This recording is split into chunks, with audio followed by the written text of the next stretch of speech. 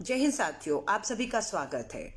4 फरवरी है आज और आज का दिन 2 मायनों से बेहद महत्वपूर्ण हो जाता है।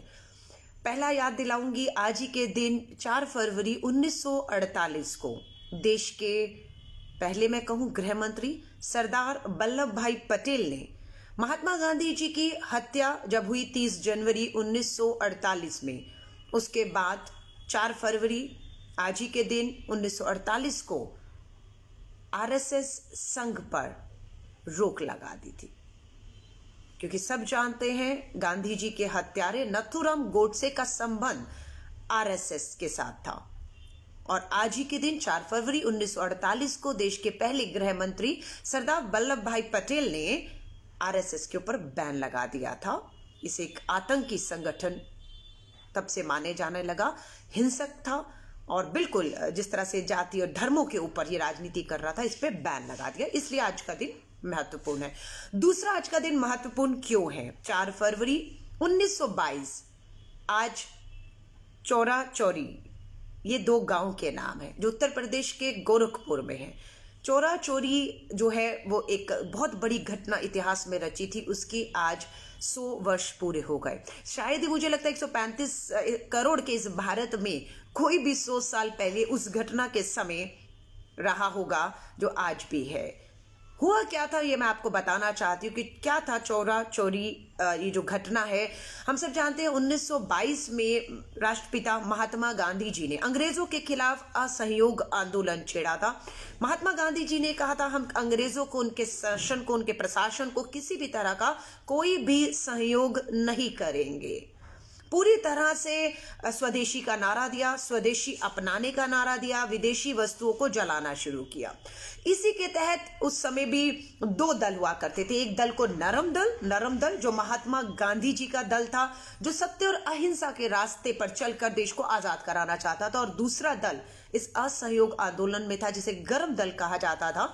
उस गर्म दल में भगत सिंह, राजगुरु, सुखदेव, चंद्रशेखर आजाद और राम प्रसाद बिस्मिल्ला जैसे हमारे स्वतंत्रता सेनानी जो है मैं कहूंगी वो शामिल थे इस गरम दल में।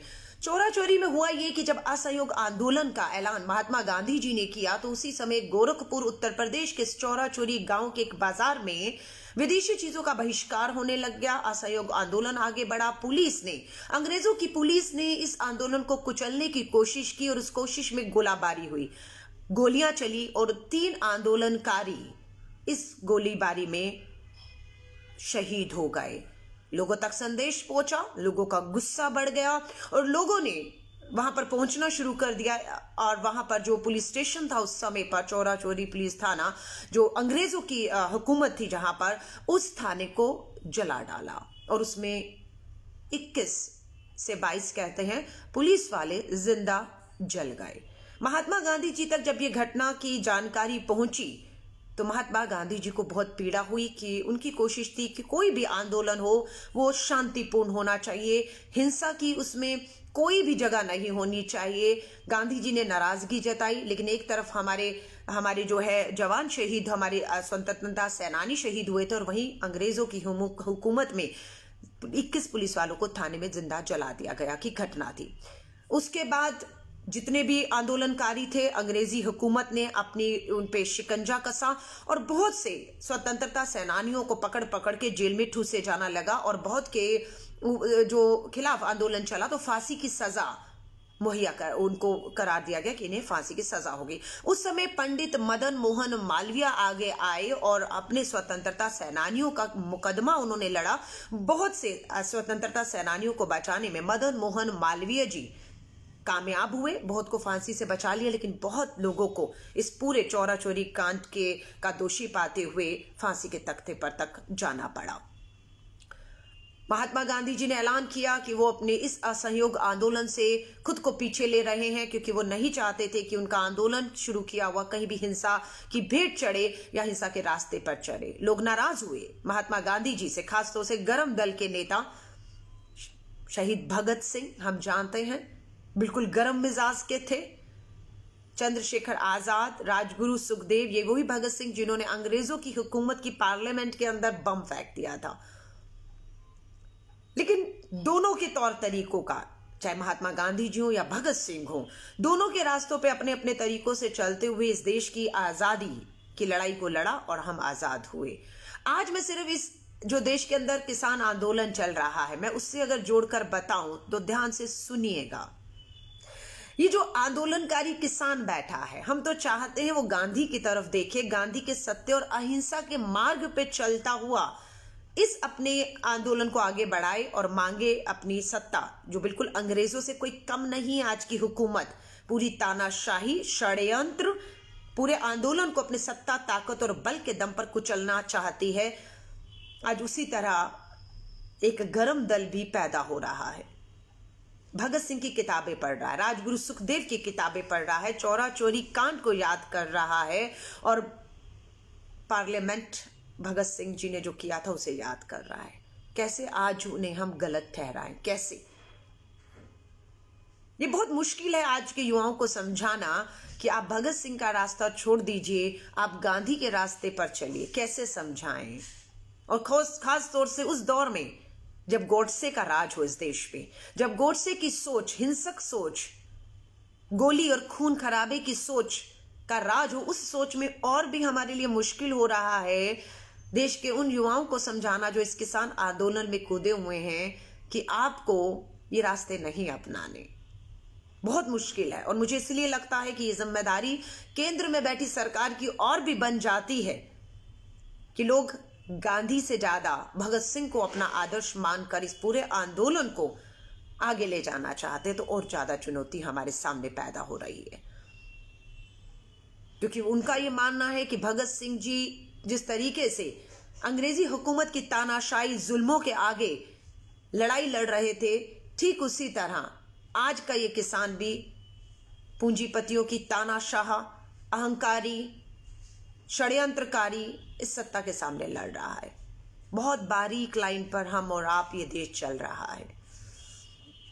आज आरोप लगाया जा रहा है रिहाना, मियां खलीफा और एक और पर्यावरण से जुड़ी हुई 16-18 साल की हैं, थम्बर्ग करके हैं, ट्वीट किया है, किसान आंदोलन को अपना समर्थन दिया है। रोकना चाहते हैं उन्हें, पर वो भी पूछते हैं पलटकर, क्या हम आतंकियों का, भारत के अंदर किसी आतंकियों का समर्थन कर रहे हैं? हम तो किसानों का समर्थन कर रहे हैं। बहुत मुश्किल हो जाता है उन्हें कहना कि हमारा आंतरिक मामला है। वो हमें याद दिलाते हैं कि देश के प्रधानमंत्री नरेंद्र मोदी जी ने जब अब की बार ट्रंप सरकार कहा था, वो भी तो अमेरिका का अपना आंतरिक मामला था या नहीं था? लोग सवाल कर रहे हैं, जब देश के प्रधानमंत्री पठानकोट में एयरबेस में आतंकी हमला पाकिस्तान करता है और पाकिस्तान की ISI को बुला सकते हैं, समझ रहे हैं, तो किसानों को बुलाकर बात क्यों नहीं कर सकते हैं? आज किसानों की राह में कील बिछाए जा रहे हैं। लोग याद दिलाते हैं, क्योंकि इन्हीं की भाषा में राम भक्त अपने आप को कहते हैं, तो उस राम भक्तों को कहना चाहूंगी, जब भगवान श्री राम ने लंका तक पहुंचने के लिए, मैया सीता को रिहा कराने के लिए, आजाद कराने के लिए जब राम सेतु बनाया था, तब भी उस समय रावण ने भगवान श्री राम के कदमों में कील नहीं बिछाए थे। उस राम सेतु को बनने से नहीं रोका था, वो सेतु बना, उसमें कील नहीं बिछाए और भगवान श्री राम लंका तक पहुंचे और मैया सीता को आजाद कराया।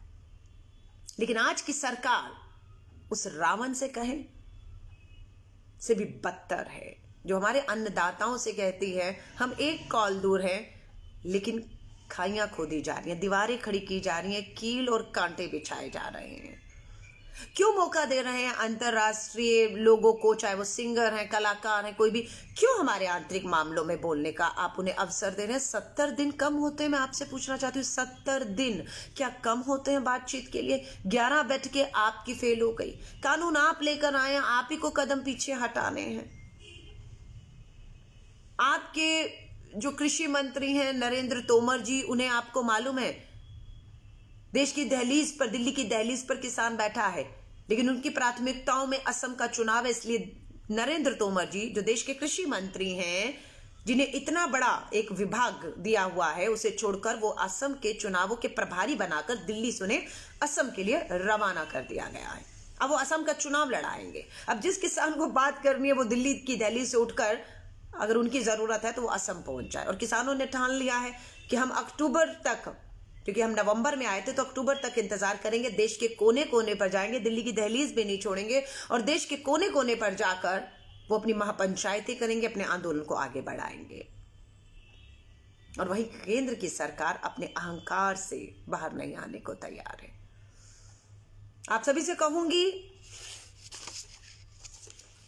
देश के प्रधानमंत्री नरेंद्र मोदी जी ने चौरा चोरी घटना के 100 वर्ष पे सबको संबोधित किया, किसानों की बात की, लेकिन कोई भी नहीं चाहता इस देश में चौरा चोरी कांड दोहराया जाए। कोई नहीं चाहता। प्रधानमंत्री जी ये याद रखिएगा, हमारे लोगों ने शहादतें दी, कुर्बानियां दी, फांसी के तख्ते पर चढ़े। वहीं पर उस समय अंग्रेजों की पुलिस थी, हुकूमत थी, जिसे जो है 21 पुलिस वालों को जिंदा थाने में जला दिया गया था। उसकी घटना की याद दिलाकर आज जिस पुलिस को, जिन जवानों को आप इन किसानों के सामने खड़ा कर रहे हैं, यहां जो कुछ भी होगा वो अंग्रेज नहीं, हमारे अपने लोगों के साथ होगा। अगर आप कहीं पे भी ऐसे हल्के मिलेंगे तो मत कीजिए ऐसा, मत दिखाइए ऐसे रास्ते। मुझे नहीं मालूम आज की घटना को आपने इतना बढ़ चढ़ के जो मनाया, इस कांड को, उसके पीछे आपकी प्रधानमंत्री जी सोच क्या थी, ये मेरे लिए मुश्किल है जानना। क्योंकि इस पूरी घटना में हमें मालूम है कि कुछ भी किसी का फायदा नहीं हुआ था। दोनों तरफ से लोग मारे गए थे, हिंसा हुई थी, शर्मसार उस समय भी हुए थे हम लोग। लेकिन जो भी कुर्बानियां इस तरफ उस तरफ हुई थी, उन्हें अंग्रेज याद करते होंगे, जो उनके पुलिस स्टेशन में 21 पुलिस जवान जिंदा जला दिए गए थे। और यहाँ पर हमारे जो स्वतंत्रता सेनानी शहीद हुए, हम उन्हें आज भी स्वतंत्रता सेनानी मानते हैं।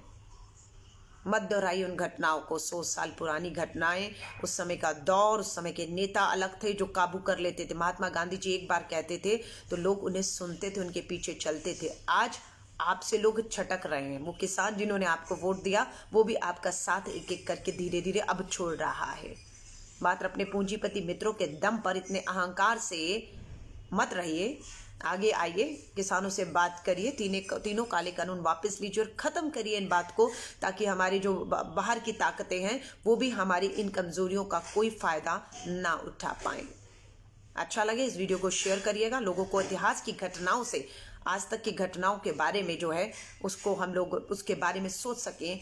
और सरकार जो कुछ सोचना नहीं चाहती है, देखना नहीं चाहती, आंखों में पट्टी बांध ली, कानों में उंगली डालकर बैठे हैं, उन्हें हम आईना दिखा पाएं, उन्हें सही रास्ते पर ला पाएं और अपने देश को बचा पाएं, अपने देश की ताकत जो जवान और किसान है उसे बचा पाएं। जय हिंद, जय भारत।